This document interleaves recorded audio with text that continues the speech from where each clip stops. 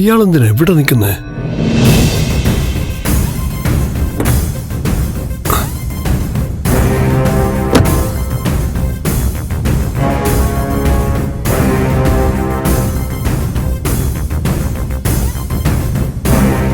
നന്ദ,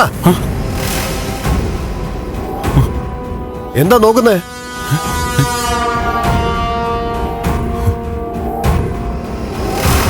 എന്താ ഇവിടെ?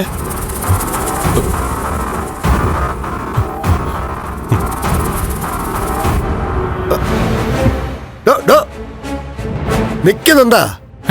എവിടാ പോകുന്നേ? എനിക്ക് പോണം. അത് ശരി, ഋഷിയോടുള്ള ദേഷ്യം എന്നോടും കാണിക്കല്ലേ? എന്നോട് ദേഷ്യം എന്തിനാടോ? എനിക്ക് ആരോട് ദേഷ്യമൊന്നുമില്ല. അതെനിക്കറിയാം, താനൊരു നല്ല ആളാ. ഓഫീസിൽ വെച്ച് തന്നെ ഞാൻ ശ്രദ്ധിച്ചിട്ടുണ്ട്. താനൊരു സാധുവാ. അരുന്ധതി മാഡത്തിനും തന്നെ കുറിച്ച് നല്ല അഭിപ്രായം ഉള്ളത്. തന്റെ സ്ഥാനത്ത് മറ്റൊരാളാണെങ്കിൽ ഋഷിയെ വെച്ചേക്കൂ.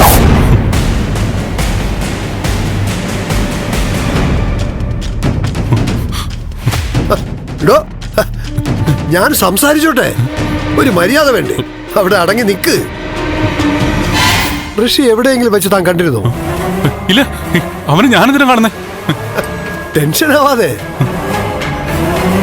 ഇനി ഋഷിയെ കൊണ്ട് ഒരു ബുദ്ധിമുട്ടും ഉണ്ടാവില്ല. നന്ദന്റെ അമ്മയെ വഴി വെച്ച് ഋഷി അവഹേളിച്ചത് മാഡത്തിന് ഇഷ്ടപ്പെട്ടിട്ടില്ല. നാട്ടിൽ നിന്ന് മാറി നിൽക്കാൻ ഋഷിയോട് മാഡം ആവശ്യപ്പെട്ടു. മാഡം അങ്ങനെ പറഞ്ഞതുകൊണ്ട് ഋഷി എങ്ങോട്ടോ പോയി. സത്യം പറഞ്ഞാൽ വലിയ വിഷമത്തിലാ ഞാൻ. അവൻ എവിടെയാ, എന്താ, ഒന്നും അറിയില്ല. മാഡത്തിനോട് പരിഭവിച്ച് വിളിക്കാതിരിക്കുകയാണോ? അവൻ എന്തെങ്കിലും സംഭവിച്ചോ? ഒന്നും അറിയില്ല. പാവം മാഡം നേരെ ചൊവ്വേ ആഹാരം പോലും കഴിക്കുന്നില്ല. ഋഷി നന്ദനെ കാണുകയാണെങ്കിൽ നന്ദൻ ഒന്ന് സമാധാനത്തിൽ സംസാരിക്കണം. വീട്ടിലോട്ട് പറഞ്ഞയക്കാൻ നോക്കണം. മാഡത്തിന്റെ വിഷമം കാണാൻ വയ്യ. മക്കളെ കാണാതാവുമ്പോ അമ്മമാർക്കല്ലേ ആദി. നന്ദൻ ഞാൻ പറഞ്ഞത് മനസ്സിൽ വെക്കണേ. എനിക്കറിയാം മാഡത്തോടും ഋഷിയോടും നന്ദന് നല്ല ദേഷ്യമുണ്ടെന്ന്. പക്ഷേ ഈ ഒരു സാഹചര്യത്തിൽ മാഡത്തോടും അവനോടും ഒക്കെ ദയവ് കാണിക്കണം. പ്രതികാരം കാണിക്കാൻ നിൽക്കരുത്. നന്ദനേക്കാൾ വളരെ ഇളയതല്ലേ ഋഷി? ഒരു അനിയന്റെ എടുത്തുചാട്ടമെന്ന് കരുതി ക്ഷമിച്ചേക്കണം. എന്നാ ഞാൻ ചെല്ലട്ടെ.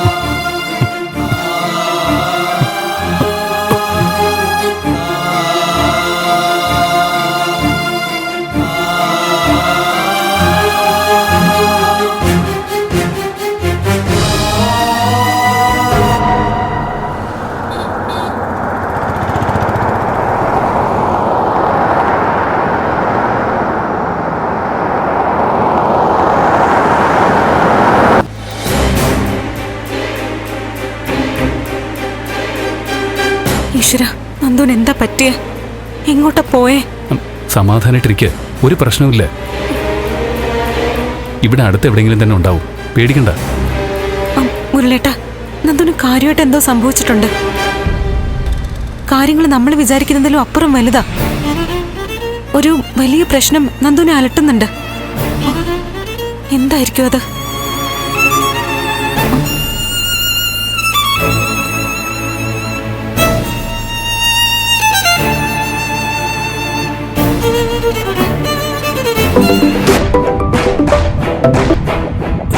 ഹലോ കെവിൻ, ഞാൻ ദേവികയാ.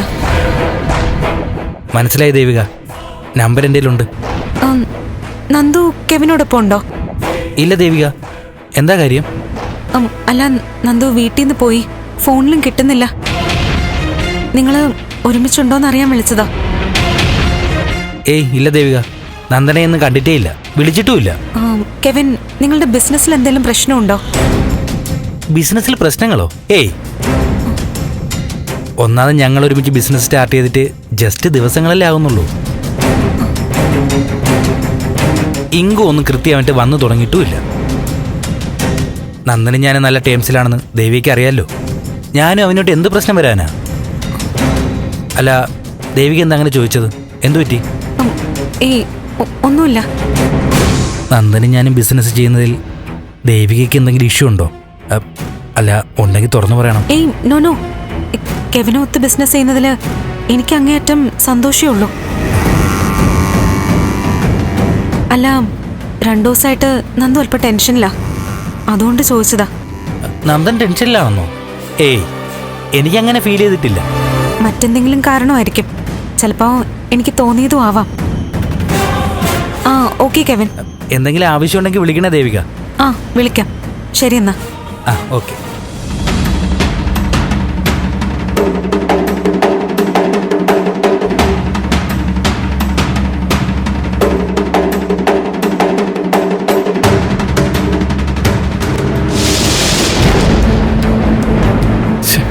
പിന്നെ ഇവനെന്താ പറ്റിയേ? എങ്ങോട്ടാ പോയതവൻ?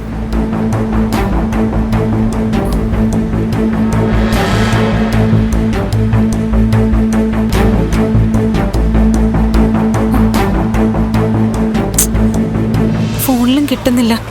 ടെൻഷൻ ആവണ്ട, നമുക്ക് നോക്കാം.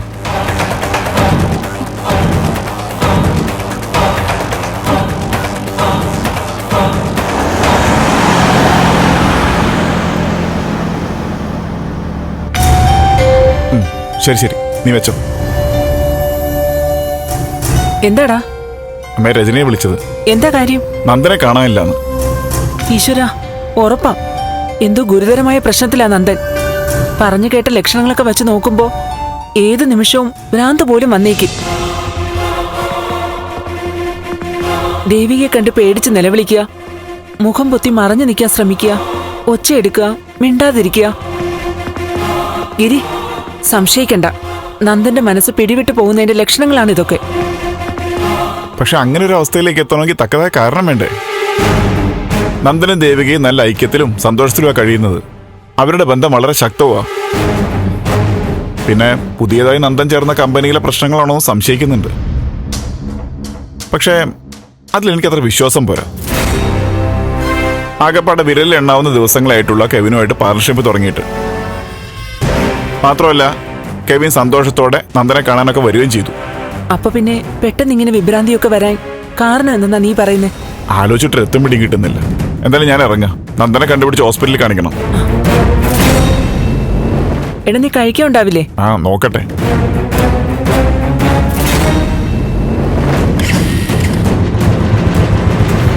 ഞാൻ വിളിക്കാമേ.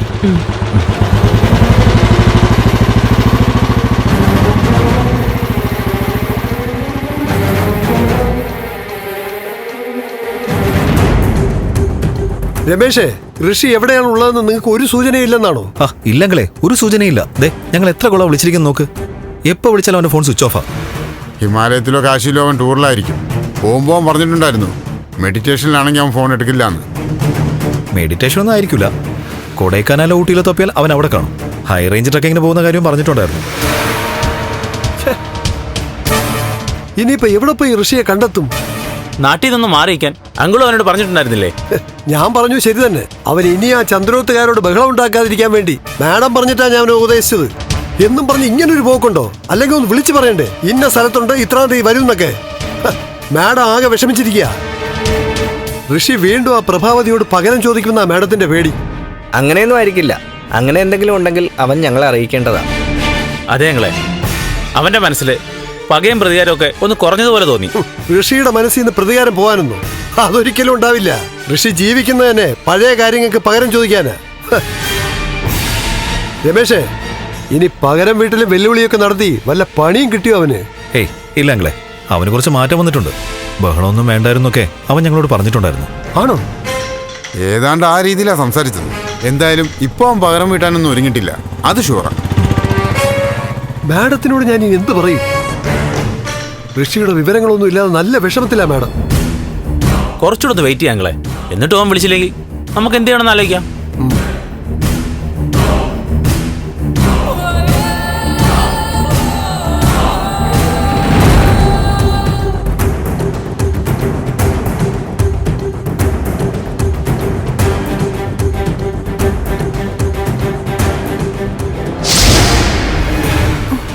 ഫോണിൽ വിളിച്ചിട്ട് കിട്ടുന്നില്ല. എന്താ ചെയ്യേണ്ടതെന്നും അറിയില്ല. ഒരറിവുമില്ല.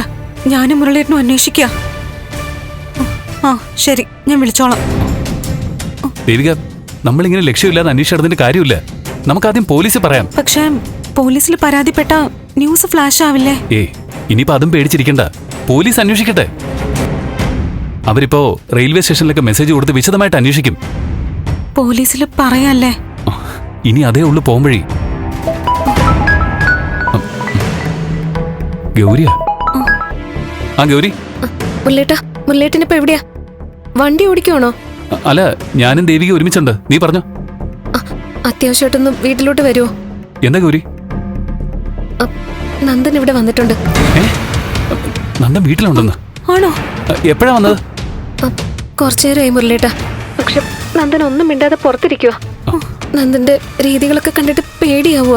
മുരളിയേട്ടനൊന്ന് വേഗം വാ. ഗൗരി, നന്ദൻ എന്താ പറ്റിയേ? ഒന്നും പറയുന്നില്ല. കാര്യമായിട്ട് എന്തോ പ്രശ്നത്തിലാ. ഒന്ന് പെട്ടെന്ന് വാ. മുരളിയേട്ട. ഹലോ മുരളിയേട്ട. നീ ടെൻഷൻ ആവണ്ട, നന്ദനെ അവിടെ തന്നെ ഇരുത്ത്. ഞങ്ങൾ ഇപ്പൊ എത്താം. ശരി. എന്തായാലും അവസാനം അവനെ കണ്ടു കിട്ടിയല്ലോ. പക്ഷേ എനിക്ക് പേടിയാവുന്നു. ദേവിക പേടിക്കണ്ട. എന്തായാലും വീട്ടിലുണ്ടല്ലോ. ദേവിക വണ്ടി കയറ്. വേഗം പോവാം.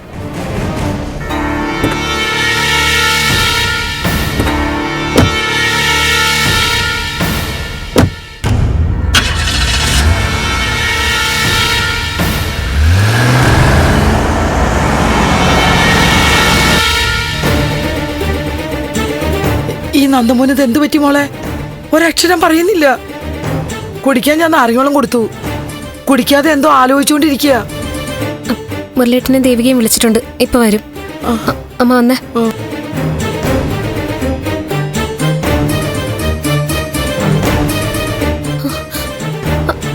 നന്ദൻ എവിടെ അമ്മേ?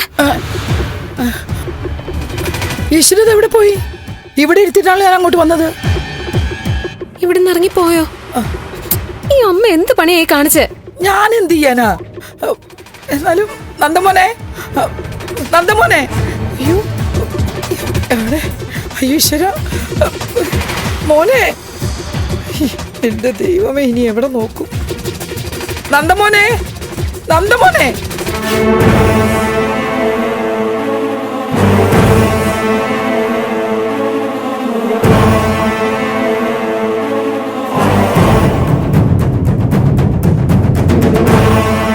മോനെ,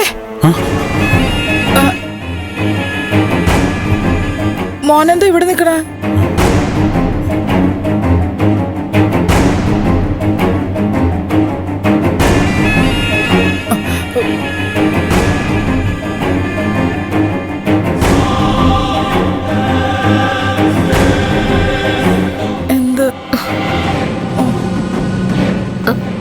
എന്താ നന്ദ?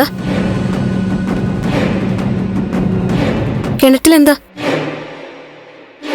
നന്ദ?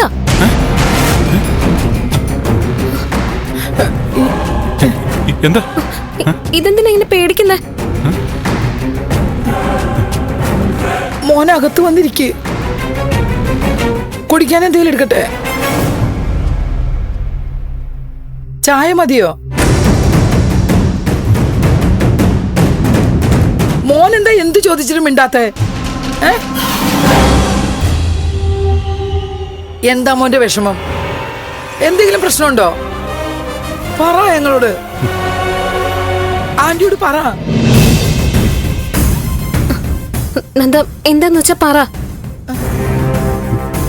നമ്മൾ ആരെയും കൊല്ലാൻ പാടില്ല അല്ലേ? ഇപ്പൊ തന്നെ ഞാൻ മുരളി കൊന്നു വന്നിരിക്കട്ടെ. ഞാൻ വെറുതെ ചോദിക്കുക. മുരളി ഞാൻ കൊന്ന ആന്റിക്ക് എന്നോട് ദേഷ്യം തോന്നില്ലേ? ആന്റി എന്നെ ശപിക്കില്ലേ? ആന്റി എന്നോട് പ്രതികാരം ചെയ്യില്ലേ? മോൻ എന്തൊക്കെയാ പറയണേ? മുരളി മോൻ എന്തിനാ കൊല്ലണത്? എന്തിനാ മോളെ? നന്ദമോൻ എന്താ ഇങ്ങനെയൊക്കെ സംസാരിക്കണത്? ഞാൻ മുരളി കൊന്ന ആന്റിക്ക് എന്നോട് ദേഷ്യം തോന്നും. എന്നോട് പ്രതികാരം ചെയ്യും. മോനെ മതിയൊന്ന് നിർത്ത്.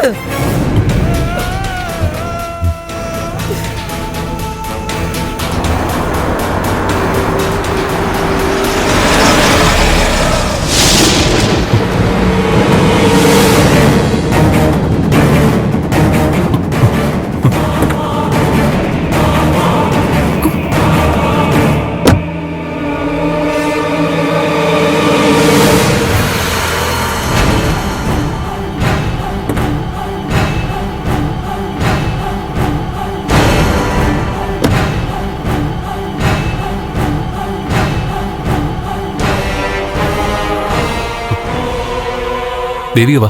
മുരളിയേട്ടാ, നന്ദു എവിടെ ഗൗരി? അവിടെ ഉണ്ട്. ആരാ വന്ന ആന്റി? ദേവിക മുരളി ആയിരിക്കും.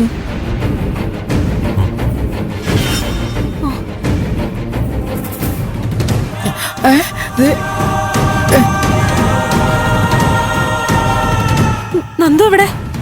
അകത്തേക്ക് പോയി.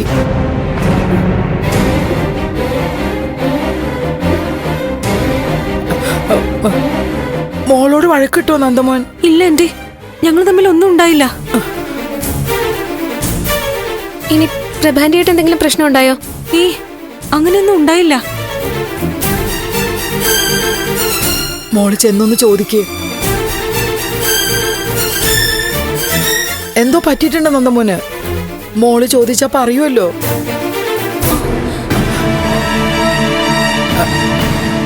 ദേവിക മോള വരുന്നെന്ന് പറഞ്ഞപ്പോ അകത്തേക്ക് ഓടിപ്പോയി. ഇനി അവര് തമ്മിൽ എന്തെങ്കിലും പ്രശ്നം കാണുമോ? അമ്മവാ. എനിക്കറിയില്ല ദൈവം, എന്താ ഇത്?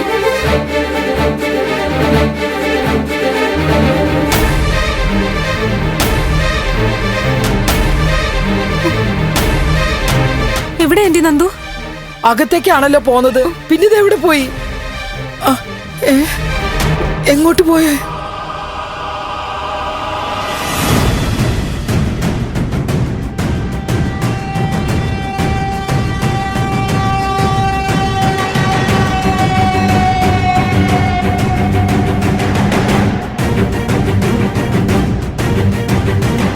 ഈശ്വര.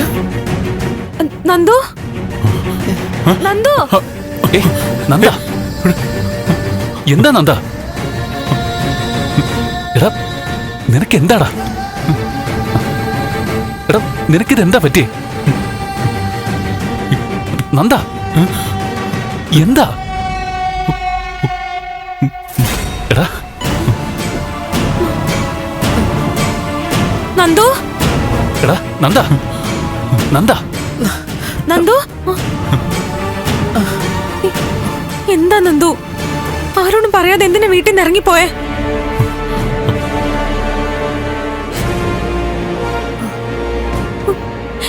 ഞങ്ങള് എവിടെയൊക്കെ അന്വേഷിച്ചെന്നറിയോ?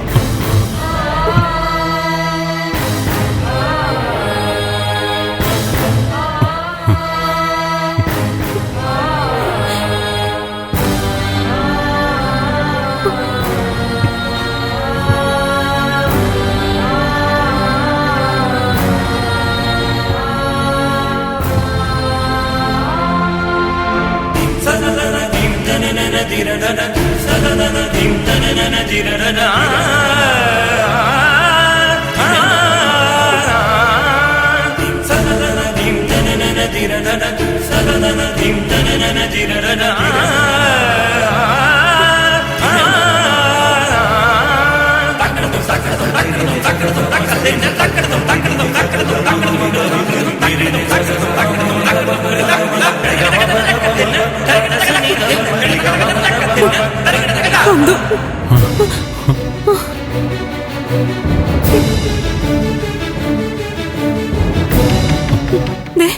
വീട്ടിലെല്ലാരും പേടിച്ചിരിക്കുക.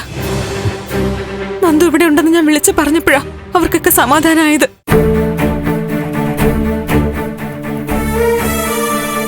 എന്താ നന്ദു ഇങ്ങനെയൊക്കെ കാണിക്കുന്നെ?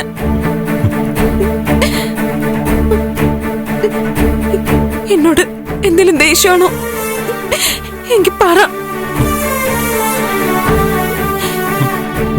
നന്ദു, എന്തെങ്കിലും ഒന്ന് പറ.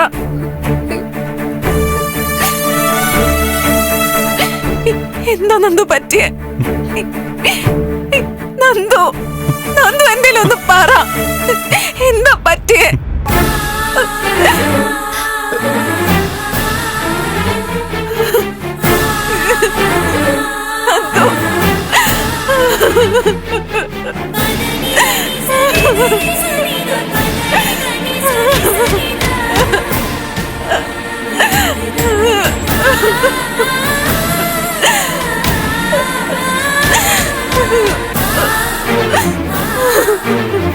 നന്ദ, നിന്റെ എന്ത് പ്രശ്നമാണെങ്കിലും ഞങ്ങൾ തീർത്തു തരും. അത് ആരും അറിയില്ല.